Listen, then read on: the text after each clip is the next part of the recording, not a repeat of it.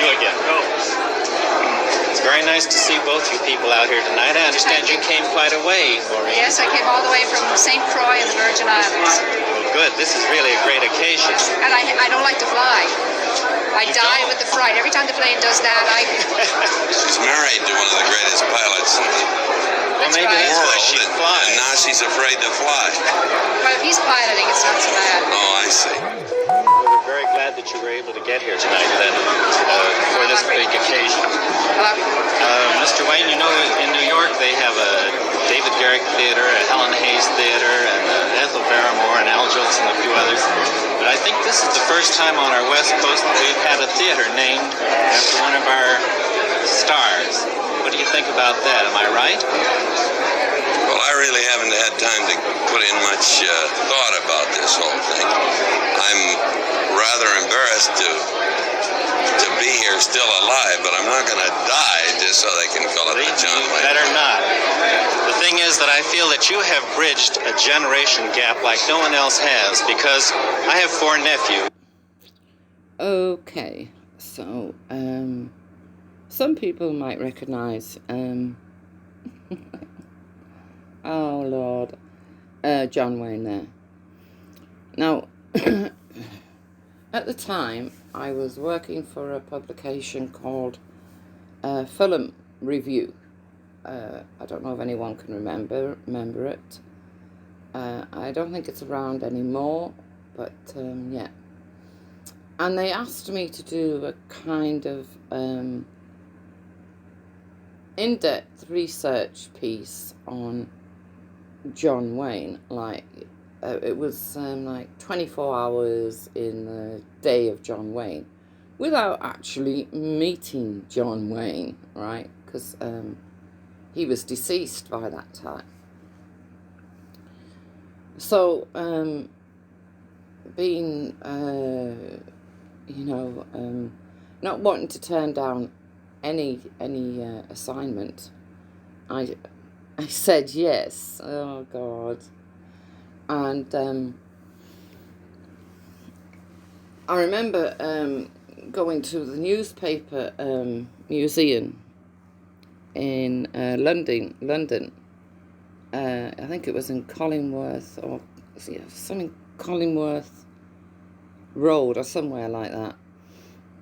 And flicking through all these old newspapers, and I came across oh, well, I'm laughing because I can't believe what happened. I came across a little clip in a newspaper, and a little picture, in a newspaper. And it was of John Wayne, and he was carrying a makeup bag, right? Now, I found that very interesting. So I read the story that went with the picture. And it explained how John Wayne had this favourite makeup bag that he'd carry from movie to movie, set to set, and it was more or less his favourite makeup bag, right? Now, I didn't think anything of it. I just found it a little, you know, I found it an intriguing little detail in the life of this actor. So, yeah, I paid for a copy of the piece, and many other little bits about Mr. Wayne. Went home and started doing the write-up on 24 Hours in the Life of John Wayne. It was published, actually it was published in 2 magazines, if I remember rightly. It was published in Film Review, and it was also published in a magazine that was around, but didn't stick around for long. It was called Idol. I don't know if any of you can remember that magazine, but anyway, it was called Idol, right? And they wanted it, they picked it up too. And I was paid quite good money for it. So we move on 2 months, okay? You move on 2 months from where the article is 2 months from the day that the article was published. And I'm sat at home, and phone goes, and it's my editor, and he goes, somebody on the phone wants to talk to you. And I said, yeah, what? And my editor sounded really, I don't know, strange. So he put this guy through on the other line, and it was Michael Wayne, it was John Wayne's son, Michael Wayne. And I'll never forget, he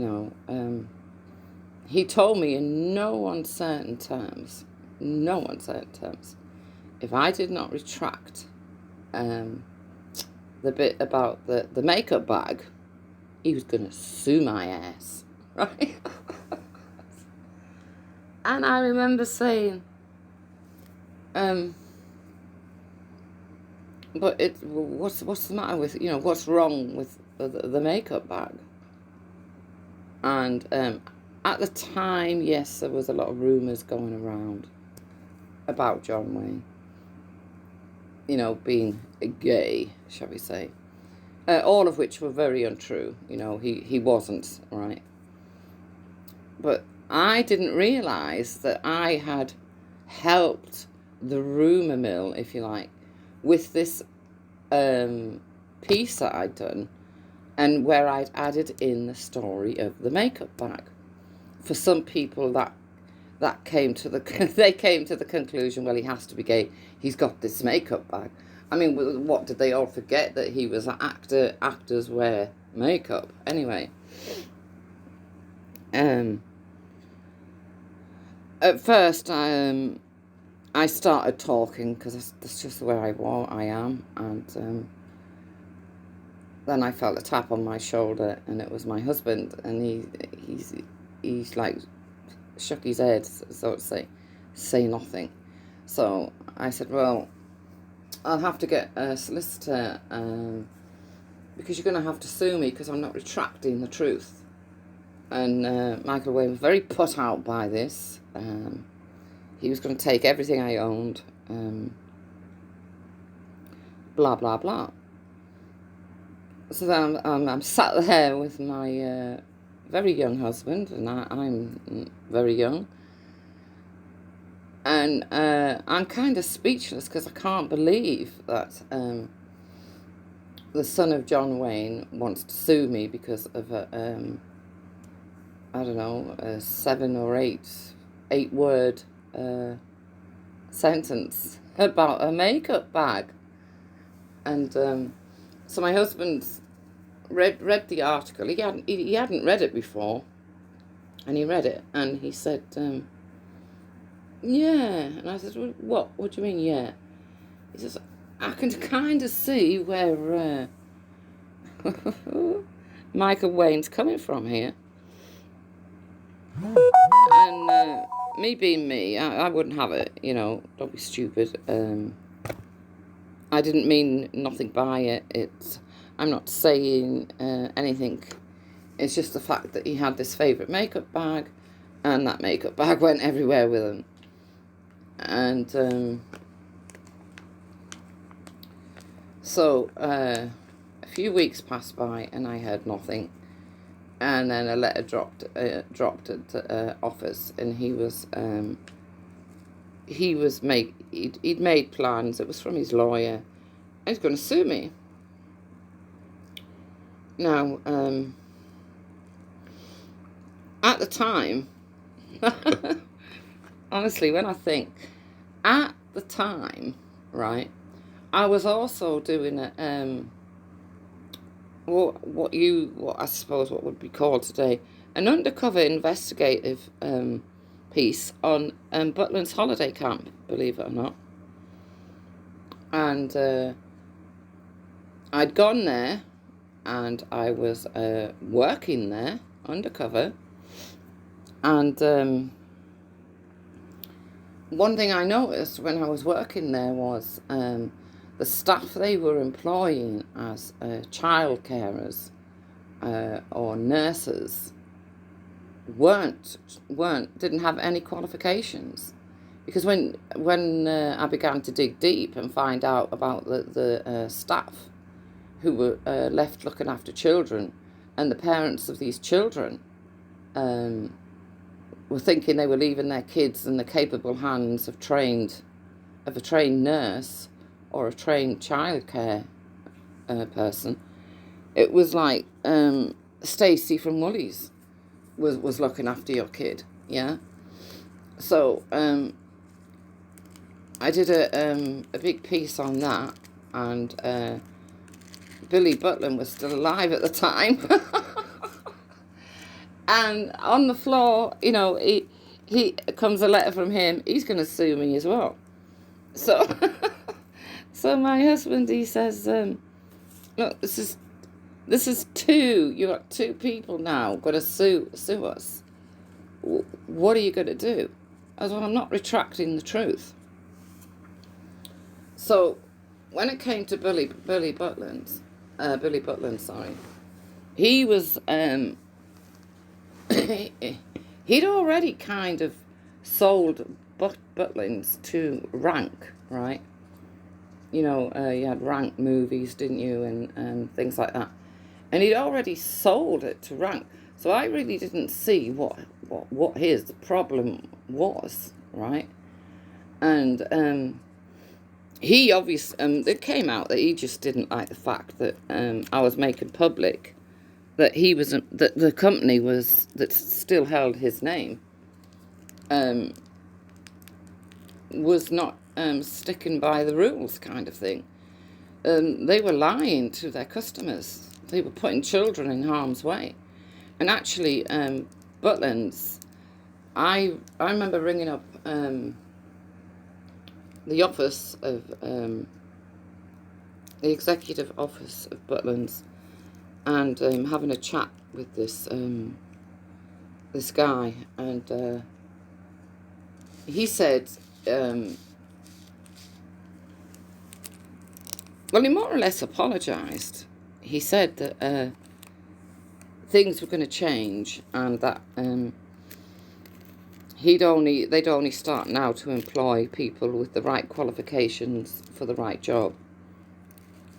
And because I was young and stubborn, you know, I said, well, that's great, but you know, I'm still going to get the piece published. And he said, look, can you hold on for 4 weeks, and I'll show you the changes, and if you think that we've done good enough, will you then not publish it? Because it was going to be very harmful to to the Butlins empire, if you like. So I you know, with having Michael Wayne threatening to sue me as well, I kind of went along with it. And I waited the 4 weeks, and I was invited down to the head office, and they showed me where they now changed the employment rules for Butlins. You know, if you were going to be a nursery nurse, you had to have the qualifications. If you were going to be a child carer, you know, you had to have the qualifications. And then he asked me to give him another 4 weeks so they could implement these changes. And I was to go back to, I'm not saying which camp I went to. I just say, all I'm going to do is give you a little hint.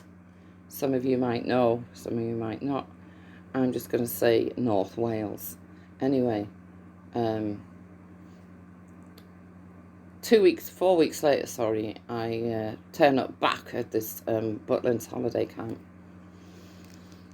And I have a look about, and I asked to see the qualifications of certain members of staff, and sure enough, you know, they've got these people in with the right qualifications for most jobs. I was pretty proud of myself at the time. I thought, well, yeah, great. Not realising, of course, that I wasn't actually getting anything out of it, because I'd given my word that if he changed things, right, I wouldn't run with the story. And if I didn't get the story published, I didn't get paid. So I remember going home, and I said to my husband, yeah, everything's changed. Children are going to be looked after by proper nursery nurses, blah, blah, blah. And my husband said, so you're not publishing it then? I went, no, I'm not gonna do that. Because the guy, he's kept his word. And my husband said, yeah, but what about your payment? I went, payment? I went, oh yeah, I need paying for all this work I've done. Because you're not going to get paid, are you? Because you're not going to get the piece published.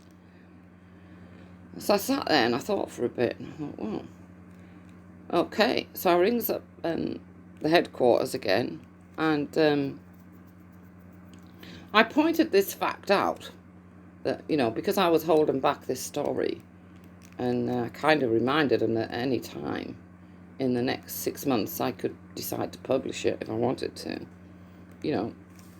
I thought it was his place to pay me. And he did.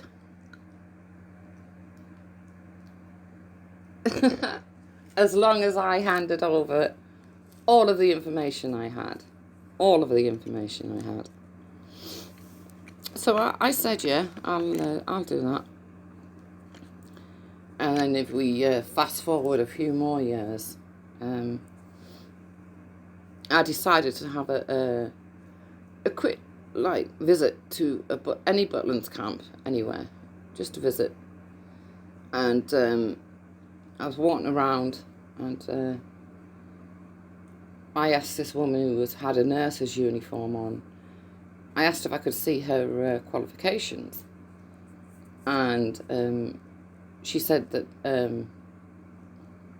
HR had got them, human resources had got them. So I went up to the human resources office, and I told them my name and who I was, blah, blah, blah. And they showed me, this was 2 years later, and they showed me all of the qualifications that their staff had to have to be doing jobs that involve children.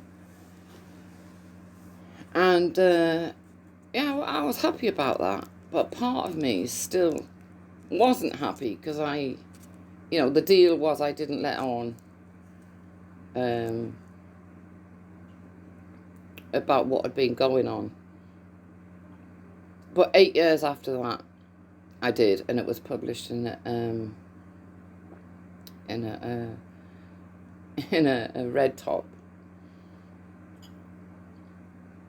But because they changed everything for nearly 10 years, it was kind of old, but at least it did get published in the end. Anyway, back to Mr. Wayne.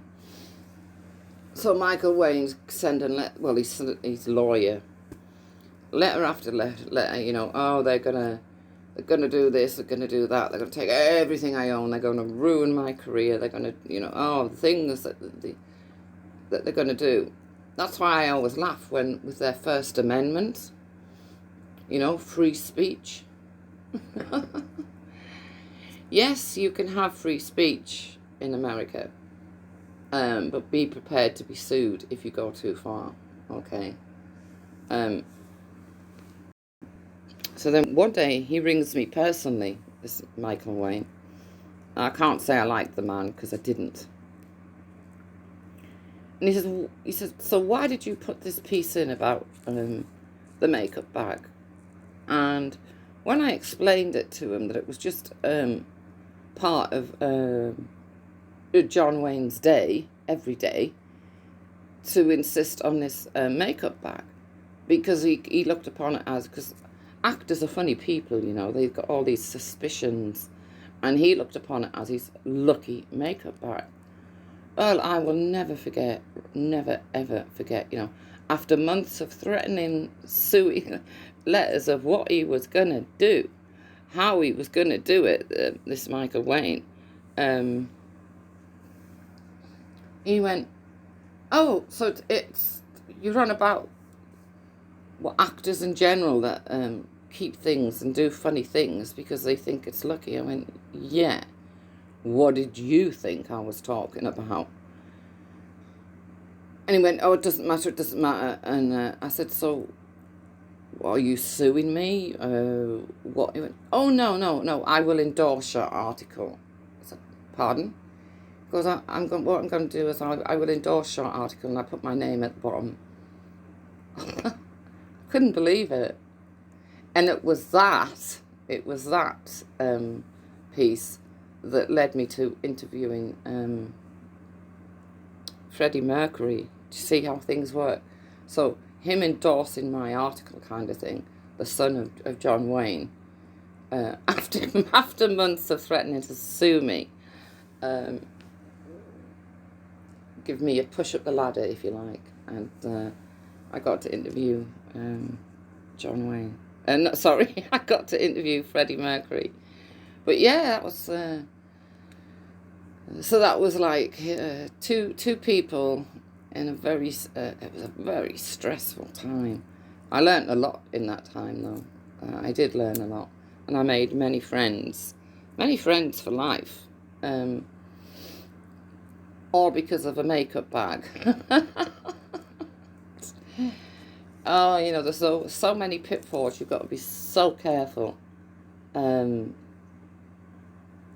very careful about what you write about people, because you know, you get you get these little you get people like Michael Wayne, who you know, he absolutely adored his father. I mean, and I suppose in a way he was protecting his father's reputation. But when I was writing the piece, I never once thought of it as anything to do with being gay. And I didn't realise that other people would pick up on it and come to the conclusion, you know, about John Wayne.